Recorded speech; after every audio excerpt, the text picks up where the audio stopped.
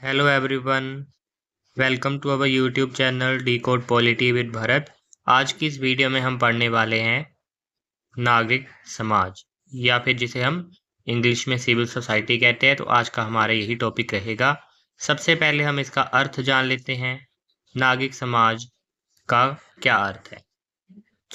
नागरिक समाज से अभिप्राय सरकार तथा निजी क्षेत्र से अलग नागरिकों द्वारा स्वेच्छा से बनाए गए संगठनों, संघों तथा समूहों का एक समूह है। यह सामाजिक, सांस्कृतिक और राजनीतिक हितों को आगे बढ़ाने के लिए राज्य के नियंत्रण से मुक्त होकर कार्य करता है।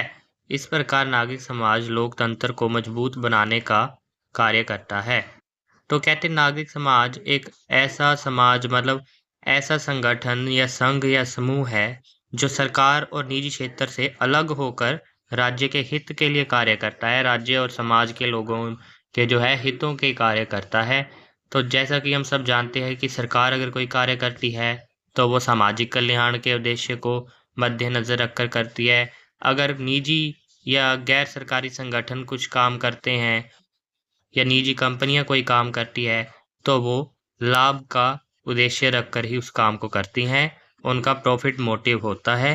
पर नागरिक समाज एक ऐसे संगठन या संघ या समूह होते हैं जो ना तो सामाजिक कल्याण ना तो निजी लाभ के उद्देश्य से कार्य करते हैं। ये समाज की भलाई के लिए राज्य के नियंत्रण से मुक्त होकर कार्य करते हैं।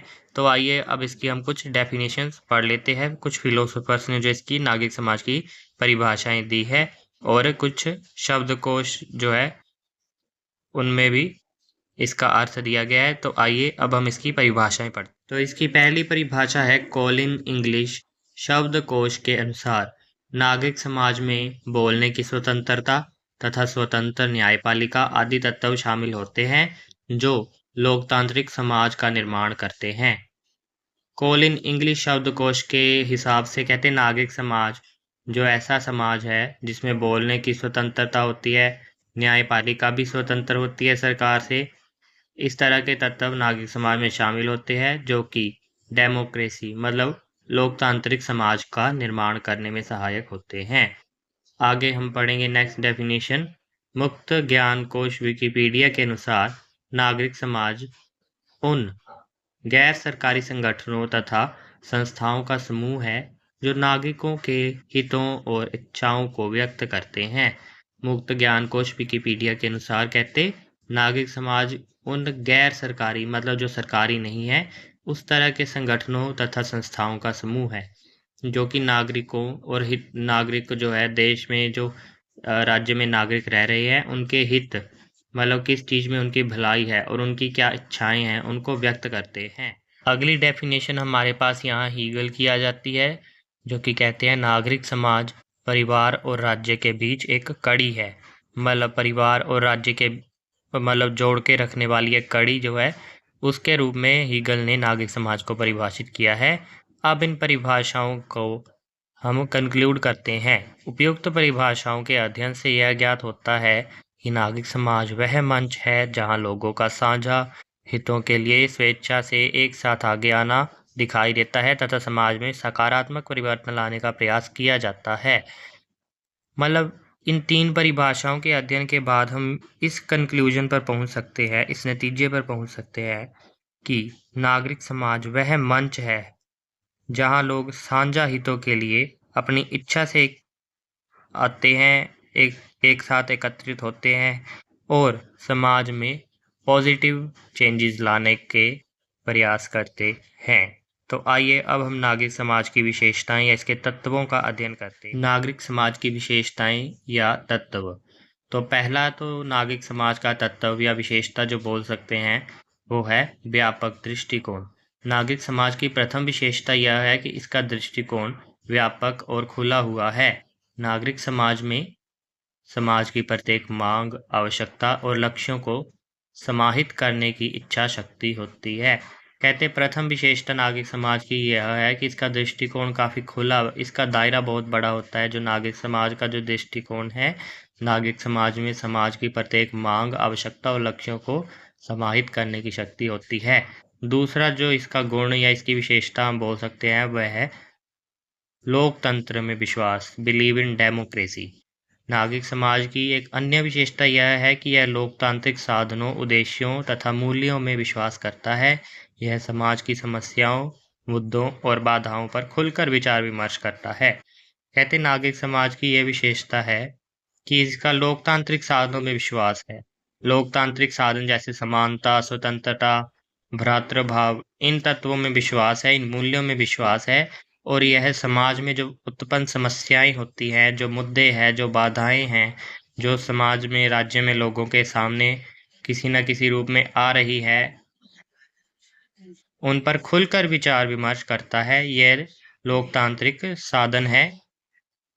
आत्मगौरव की भावना, थर्ड विशेषता जो है नागरिक समाज की वह है आत्मगौरव की भावना। नागरिक समाज के सदस्यों में आत्मगौरव की भावना पाई जाती है। तो नागरिक समाज की तीसरी विशेषता या जो गुण हमने पढ़ा, उसमें हमने पढ़ा कि इसमें आत्मगौरव की भावना पाई जाती है, जो कहीं न कहीं इसकी स्थापना का आधार है। तो फोर्थ विशेषता इसकी क्या है? वैचारिक समरूपता। नागरिक समाज में अधिकांश विषयों में वैचारिक समरूपता पाई जाती है, मतलब जो इनके विचार होते हैं, इनकी जो सोच होती है, वो कहीं न कहीं एक दूसरे की सोच से मेल खाती है। समाज को क्या चाहिए, क्या नहीं चाहिए, समाज के लिए क्या अच्छा है तथा क्या बुरा है, तथा समाज के कल्याण के लिए निर्धारित किए गए लक्ष्यों की प्राप्ति कैसे होगी, इन सभी विषयों पर नागरिक समाज में वैचारिक समानता बनी रहती है। तो फिफ्थ पॉइंट है गतिशीलता। नागरिक समाज में गतिशीलता पाई जाती है, अर्थात यह बदलते वातावरण के साथ स्वयं को बदलने की इच्छा शक्ति रखता है, इसलिए समाज में इसकी प्रासंगिकता बनी रहती है। अब हम नागरिक समाज के कार्यों की ओर ध्यान देते हैं। तो इसका प्रथम कार्य क्या है? नागरिक समाज अपने कार्यों और गतिविधियों से राज्य के बोझ को कम करता है। सबसे पहला काम जो नागरिक समाज करता है, अपने कार्यों से, अपनी गतिविधियों से राज्य के बोझ को कम करता है। दूसरा कार्य क्या है? नागरिक समाज राज्य की प्रासंगिकता एवं वैधता को बढ़ावा देता है। राज्य की जो वैधता है, वो उसको जो है बढ़ाता है नागरिक समाज। ये इसका दूसरा कार्य है। तीसरा कार्य नागरिक समाज का क्या है? ये राज्य की शक्तियों को बढ़ाता भी है और इसको नियंत्रित भी करता है। मतलब जहाँ राज्य को सकारात्मक शक्ति चाहिए होगी उसको बढ़ाएगा, जहाँ राज्य नकारात्मक शक्तियों का प्रयोग करेगा, पुलिस शक्ति का प्रयोग करेगा, वहाँ यह नागरिक समाज जो है राज्य को नियंत्रित करने की शक्ति भी रखता है, नियंत्रित करने की क्षमता भी रखता है। चौथा कार्य नागरिक समाज यह करता है कि यह नागरिकों में लोकतांत्रिक गुणों तथा सहभागिता को बढ़ावा देता है। डेमोक्रेटिक गुण या मेरिट्स जो है उनमें और सहभागिता को बढ़ावा देता है नागरिक समाज, लोगों में ऐसी भावनाएं विकसित करता है। फिफ्थ कार्य क्या करता है नागरिक समाज? यह जन कल्याण के हितों का समूहीकरण करता है। किस तरह जन कल्याण होगा, नागरिकों का किस तरह कल्याण होगा, इसका समूहीकरण भी नागरिक समाज करता है। आगे हम इसकी कुछ उदाहरणें पढ़ते हैं। नागरिक समाज के कुछ उदाहरण हमारे सामने हैं। गैर सरकारी संगठन, लेबर यूनियन, धार्मिक संस्थाएं तथा सामाजिक आंदोलन। जैसे सामाजिक आंदोलन, नर्मदा बचाओ आंदोलन, चिपको आंदोलन आदि जो है नागरिक समाज के कुछ प्रमुख उदाहरण शामिल हैं। तो ये काफ़ी इम्पोर्टेंट मूवमेंट्स हैं, अगर हमने पढ़े हैं नर्मदा बचाओ आंदोलन, चिपको आंदोलन, ये आपको आगे वीडियो में पढ़ाए भी जाएंगे। तो अभी के लिए हम इसको नागरिक समाज के उदाहरण के रूप में कंसीडर करेंगे। ना गैर सरकारी संगठन, लेबर यूनियन, जो भी धार्मिक संगठन संस्थाएं होती है, ये सारे नागरिक समाज के उदाहरण होते हैं। तो अब हम नागरिक समाज की कमियों पर ध्यान देते हैं कि नागरिक समाज में क्या कमियां पाई जाती हैं या इसके क्या दोष है। तो पहला पॉइंट है, नागरिक समाज की पहली कमी यह है कि इसके सदस्य जनता द्वारा चुने हुए नहीं होते। जिस तरह हम देखते हैं कि देश के पार्लियामेंट में, लोकसभा, राज्यसभा में जो सदस्य बैठते हैं, वो जनता द्वारा प्रत्यक्ष या अप्रत्यक्ष रूप में चुनकर आए होते हैं, परंतु जो नागरिक समाज में जो सदस्य होते हैं, वो जनता द्वारा निर्वाचित नहीं होते हैं। दूसरा पॉइंट है, नागरिक समाज की आलोचना इस आधार पर भी की जाती है कि इसके सदस्य कई बार सामाजिक हितों की अपेक्षा अपने निजी हितों को प्राथमिकता देने लगते हैं। मतलब कई बार जो नागरिक समाज के सदस्य होते हैं, वो अपने पर्सनल जो बेनिफिट्स होते हैं, उनको सोशल बेनिफिट्स से पहले रखने लगते हैं। तो यह भी एक नागरिक समाज का अवगुण हो जाता है। तो थर्ड पॉइंट क्या है?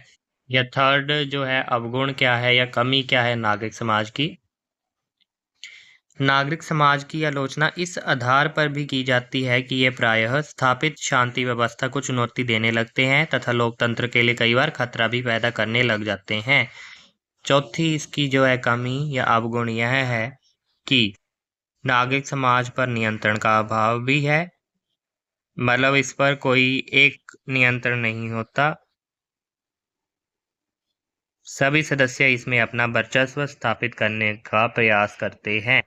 इस प्रकार कई बार जो नागरिक समाज के सदस्य हैं वह अपनी मनमानी भी करने लगते हैं।